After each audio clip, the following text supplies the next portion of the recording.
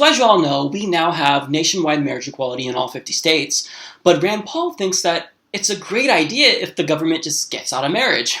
In an article for Time, he writes, "Since government has been involved in marriage, they have done what they always do, taxed it, regulated it, and now redefined it.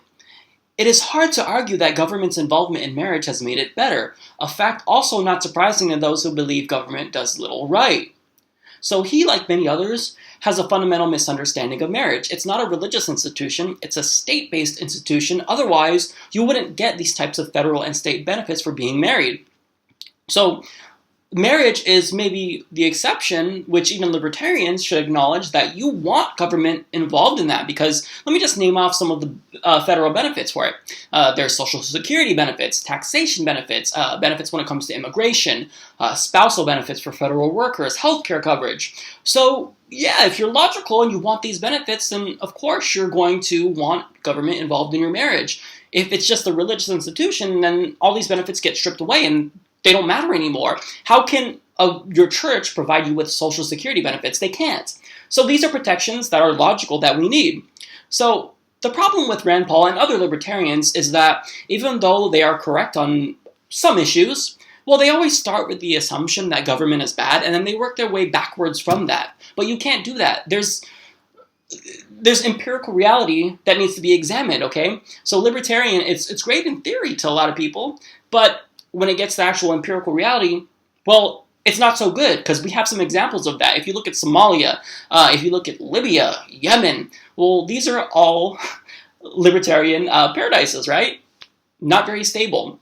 So again, I don't want to throw libertarians under the bus, because I think that they are a lot more logical and reasonable than the rest of the Republican Party, but I more so just want to point out that unlike a lot of libertarians, such as Kokesh, who you can find him on YouTube, well, Rand Paul, he's not really a real libertarian. He kind of jeopardizes his principles, as you can see that with his touting of religiosity lately. He's inconsistent, and I don't think that he's really, he doesn't really care about his libertarian ideology anymore. He's trying to do whatever he can to get elected, as all politicians will. But if you really want to know about true libertarianism, you've got to subscribe to Kokesh, because this dude, he's consistent. I don't agree with a lot of the things that he says, but he's 100% consistent. Now, getting back to Rand Paul, he adds, "The Constitution was written by wise men who were raised up by God for that very purpose. There is a reason ours was the first where rights come from our Creator, and therefore could not be taken away by government. Government was instituted to protect them. We have gotten away from that idea, too far away. We must turn back to protect our rights. We must understand who granted them and who can help us restore them." Okay, religion is not a part of the libertarian ideology, so this is just more evidence that Rand Paul is not principled.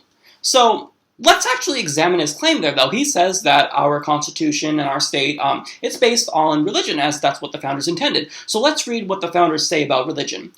From George Washington, quote, "If I could conceive that the general government might ever be so administered as to render the liberty of conscience insecure, I beg you will be persuaded that no one would be more zealous than myself to establish effectual barriers against the horrors of spiritual tyranny and every species of religious persecution.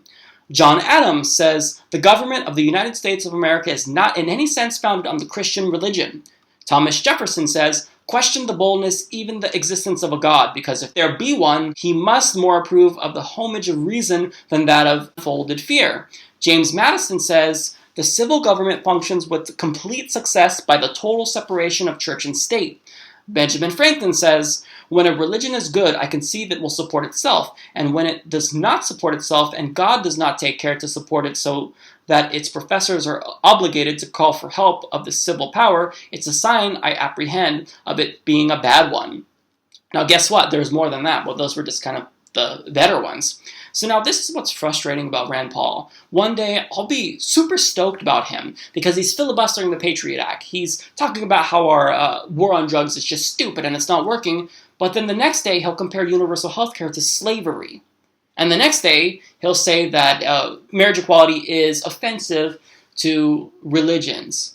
Rand Paul, you can't do that. If you're going to claim to be a libertarian, then be consistent. Again, I mentioned that I have problems with the ideology of libertarianism. They're better than Republicans, of course. But I mean, if you're going to tote that ideology, then be consistent for it. Because this is what a lot of millennials on the right are captivated by you for. So you can't just abandon them by doing this type of rhetoric. just to get the nomination.